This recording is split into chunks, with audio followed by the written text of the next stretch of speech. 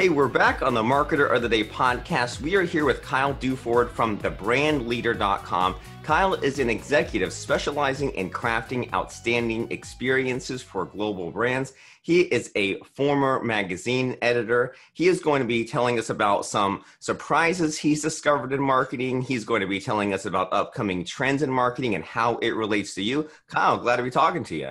Thanks, man. It's great to be here.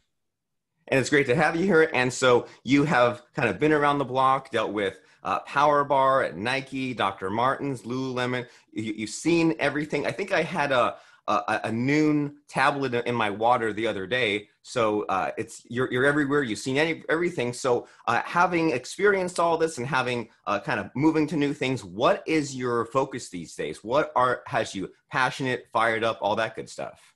Well, lately we're just super focused on helping brands post-pandemic, either reposition or get their message out there in a crowded space. We saw a lot of people jockeying for position in the last year, maybe spending some time investing in new marketplace strategies or product extension lines or whatever it might be. And so, yeah, we're just focusing on brands, rebuilding brands, rebranding companies, and leading them to the next level.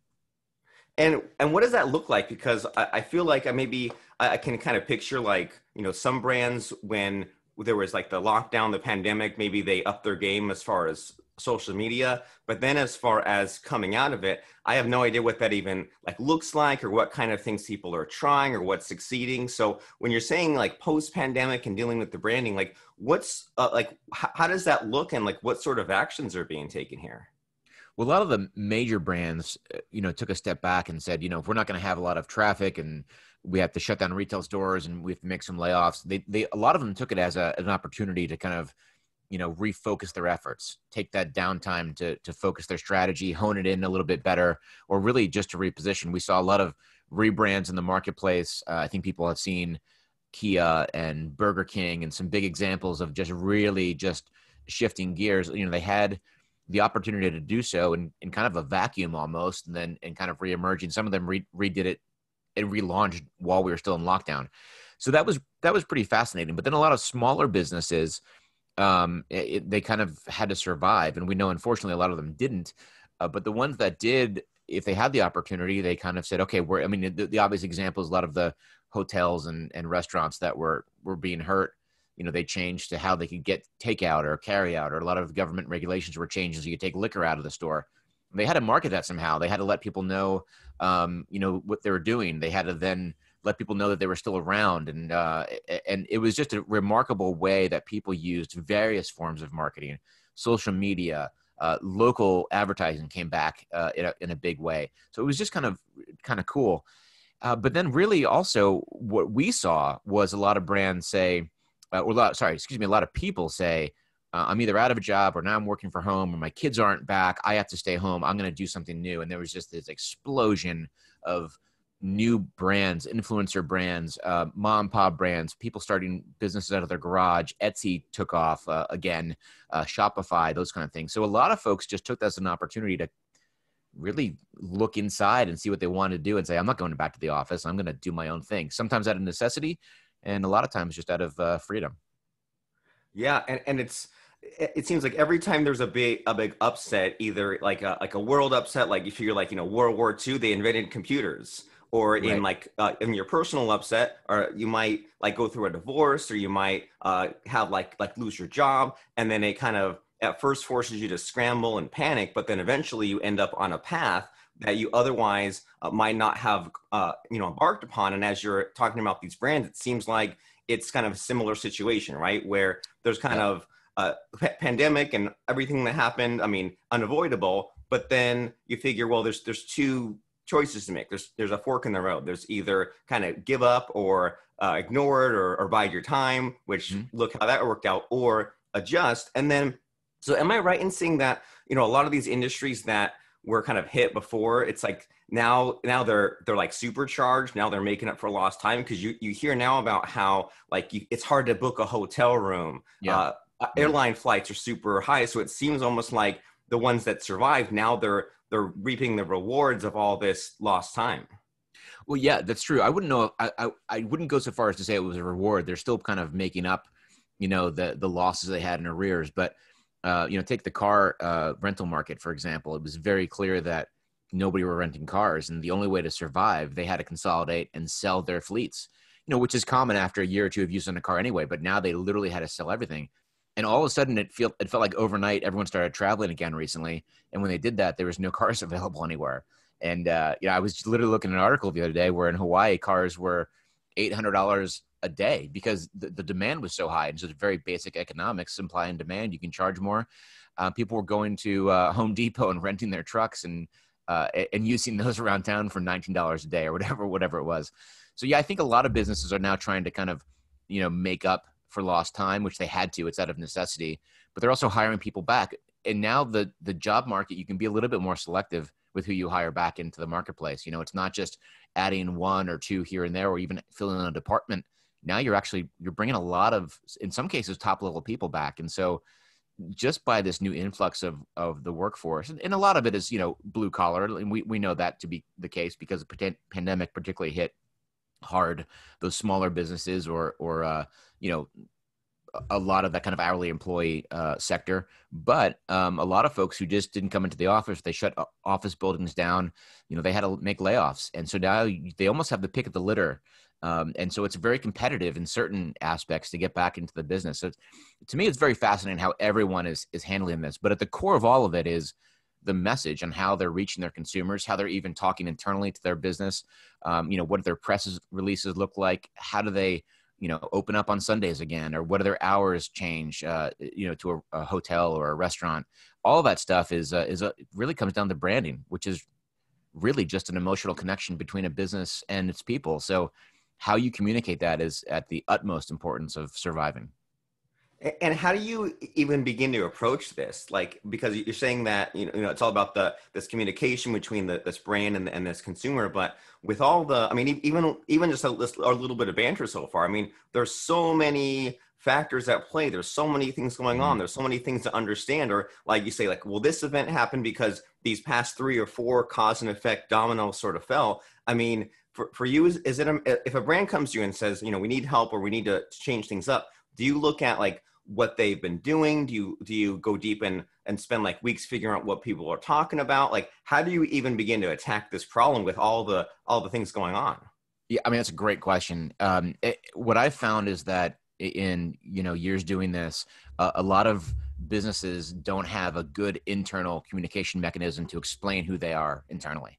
So I'll give you a perfect example. Recently, we did a workshop for a company who they said, listen, we want to go with you guys. We want to rebrand, but we don't know what we don't know. We're going to take a back seat and just kind of hold off a bit.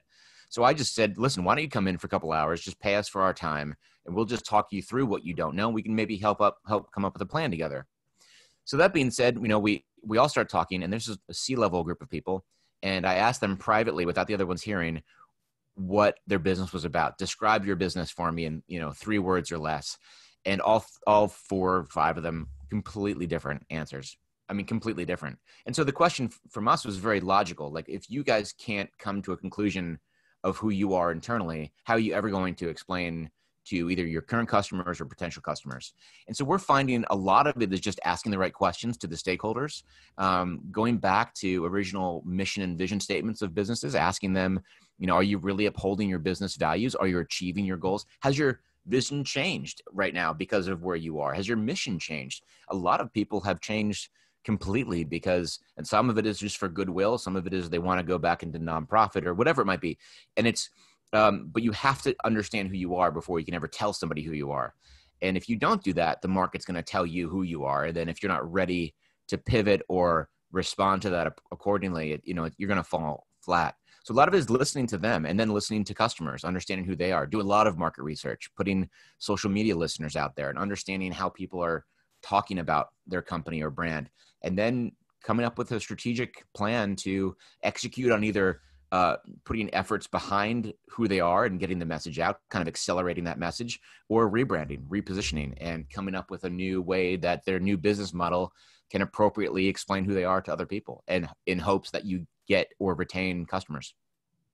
And what I'm hearing from a lot of this is how important it is to go back to the fundamentals, and Absolutely. also just and in like in business and life in general, it's like it's really easy and it's kind of scary to be like as you were explaining that, what went through my head was like there was like a dot way down here of like the starting point, right? And maybe like Mhm. years ago you figured, well, here's what we're about, here's what we believe, vision, mission statement, and all that, and then they went on this like trajectory and it was okay for a while, but then something happened like pandemic or something else and they took like a big left turn and now they're way over here somewhere else, but they're still acting on the original starting point, and then it's this weird identity crisis. Things don't line up, and then, like you said, then the end result of that is then the marketplace is kind of like making decisions for you and Right. saying what you are for you, and that doesn't seem very like strong. That doesn't seem like that exhibits like leadership. So then it seems like what you and your team are do in this case is go back to those bare basic fundamentals and say,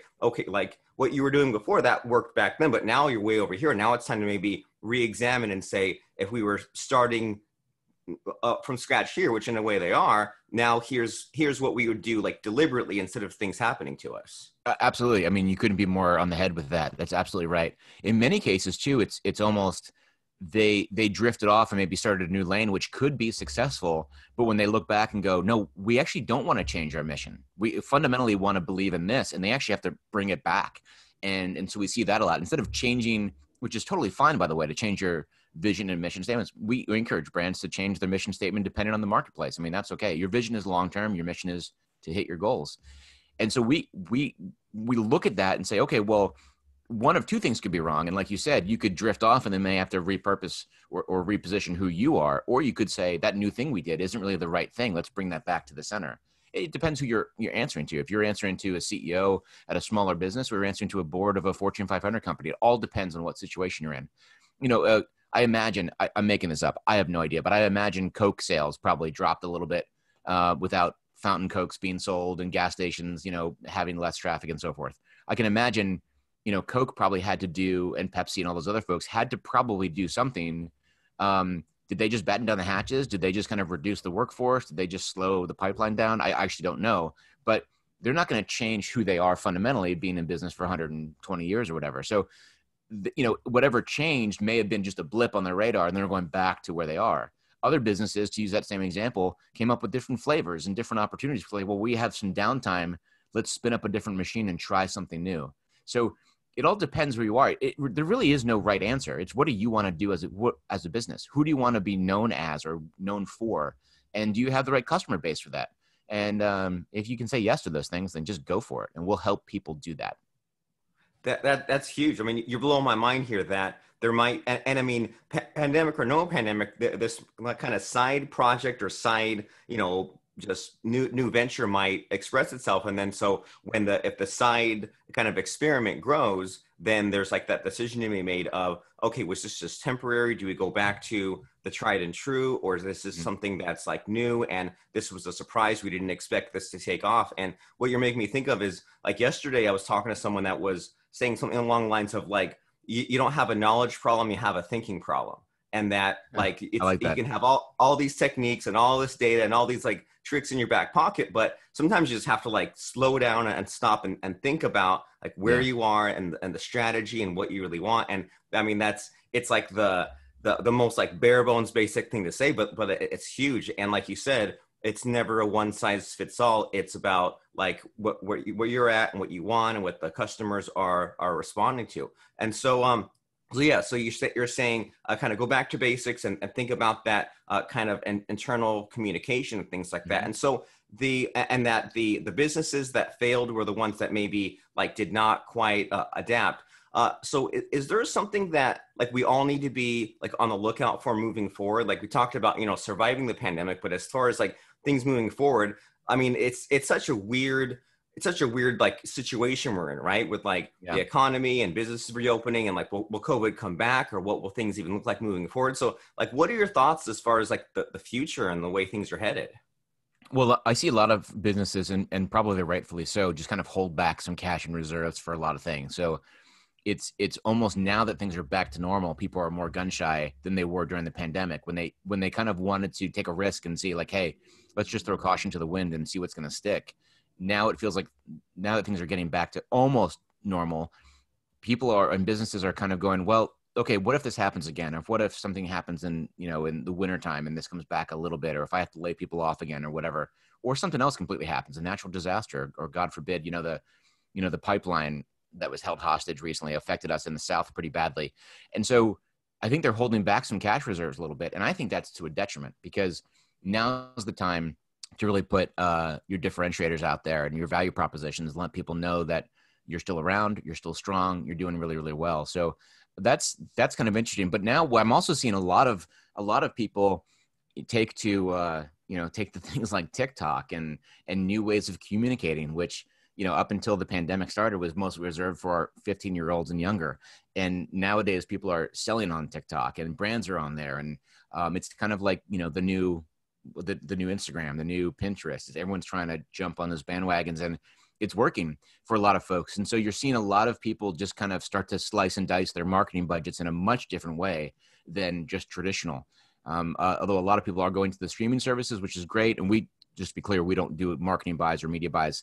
But I'm seeing that a lot. And the trend is people are just trying to get their message out in different, unique ways.